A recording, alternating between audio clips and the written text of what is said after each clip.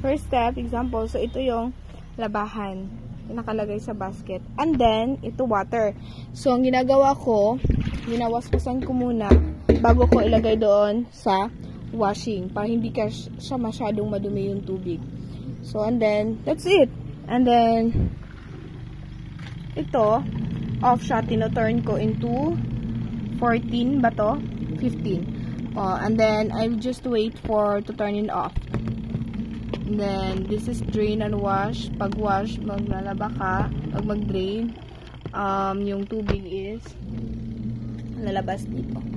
Dito naman is yung dryer. So, ipapakita ko sa iyo later kung paano rin mag-dryer.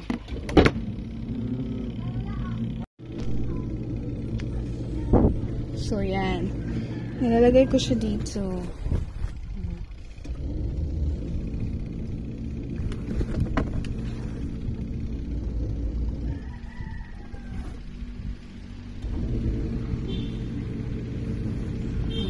Siya. And then, dapat mong takpan kasi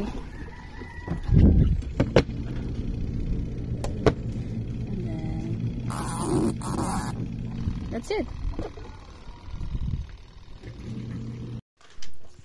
So, hi guys! So, I'm done na. Tapos na akong maglaba. So, ito na siya yung nalabhan ko. Yan. Tsaka yan. So, pag dinryer mo siya, wala na talagang mag-tulo-tulo. Or parang hindi na siya masyadong basa. So, ganito na siya. Umog lang siya. Parang, or 2 days ano na yan. 2 days or 1 day, goods na yan. So, that's it. So, ito yung washing namin. So, pagkatapos kong gamitin, tinatakpan ko para hindi siya hindi siya maabugan. And then, yeah. So, yan.